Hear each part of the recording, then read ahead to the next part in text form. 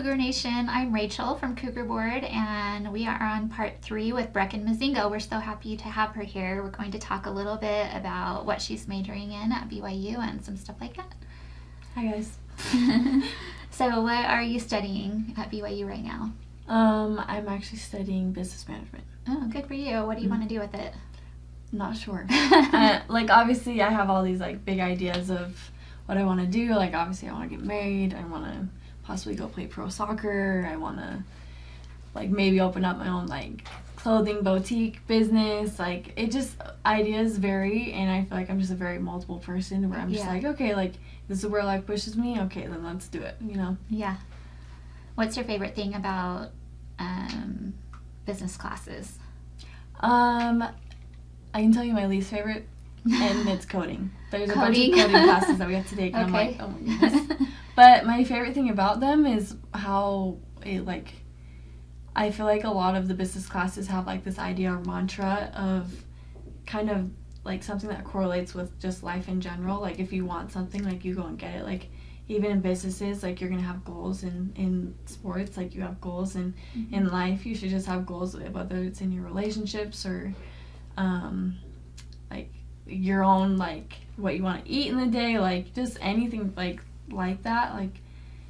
You just have those goals and you go and achieve it. And I feel like business is also very cool in those sense that there's a lot of behind the scenes work that goes into products, or you see the crumble board on your way to Provo or something, or just off the freeway. There's so much that goes into just creating that billboard just to promote that business. It's insane. Mm-hmm. But I think all that just kind of really gets my mind going, and I'm just wow, that's all really cool, and there's so much you could do with business. You seem pretty fearless. Are you afraid of anything?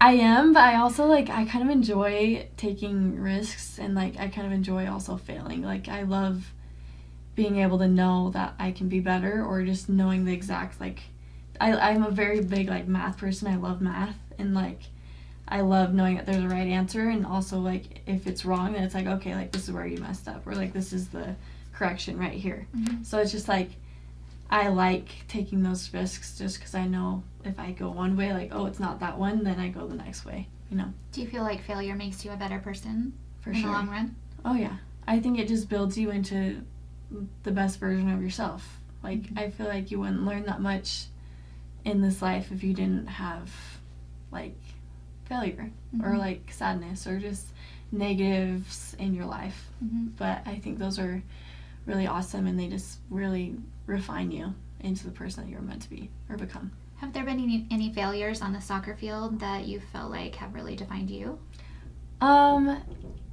Yes, I especially this year. Well, I mean, there's been other times for sure. Growing up, I feel I was robbed of a national team experience just because I went to a national team camp or a couple, and then I got a stress fracture in my hip, and that kind of took away an opportunity because I came back and they gave me 6 weeks to basically revamp everything, start running again and everything, to go show up to this camp and play the very best that I could. And I obviously was not ready. My body was not conditioned or in the form that I was hoping to be in or perform at. And so that obviously was a bounce back, and I was just you know what, let's roll with it. You still have college to train for and to work towards, and you have a bunch of goals that you want to achieve in that. And this previous year, I had a couple injuries, a surgery in my foot, and then I got basically another stress fracture in my ankle, and so I was out for 3 months with that, and then a month for my surgery. And I just felt very robbed of training to get ready for this past season. Mm-hmm. But I also feel very blessed because I think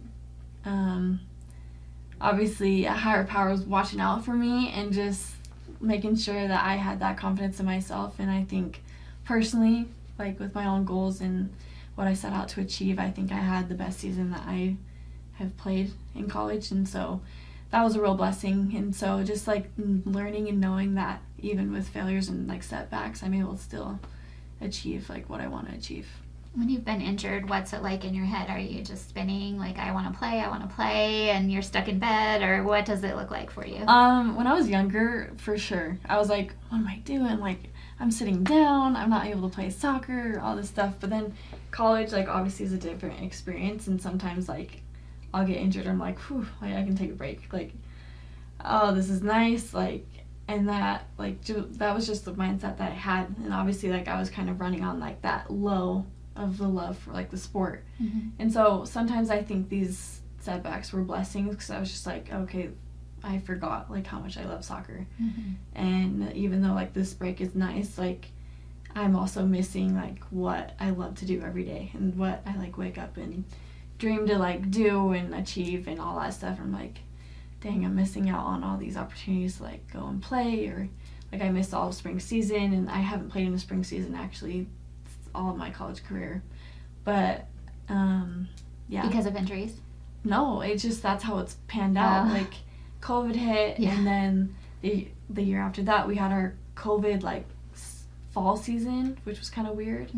And then after that, I got injured this past year. So it's like this next spring season, hopefully I'm not injured, knock on wood, but hopefully, like, that'll be my first spring season. And what kinds of things do you like to do in your spare time? Do you have hobbies? Do you have time for hobbies? Yeah, I do, actually. I love just being outside or around water. Okay. Just both those things, like, and with friends. I love all of it. Like, I'm down to do whatever. I'm very spontaneous, so whenever there's an idea or a plan, I'm down to do it. I can tell you like hair and makeup and nails. I do. Show them your nails. Very pretty. Thanks. Yeah, those are just for fun. that I like to do. Yeah, fun. you always look so pretty every time I see you. Oh, thanks. So tell us a little bit about your social media. Social media, I would love to grow it, but for, like, more of the right reasons, I think. Like, I want to be raw on social media, like, no filters. And what I mean by that is just no filters in general, like, whether it's on the photo or on, like, the caption or what I repost or what I post on my stories. Like, I just want to be, like, genuine, real, like, on my social media. And I hope that's, like, why people would follow me. And obviously, like, I'm not, like, at 10K followers, but, like, maybe one day, like, I would love to get there. But yeah, and it really helps with, like, NIL and all that. So I think it's a really big opportunity, why I'm also trying to build my social media platform.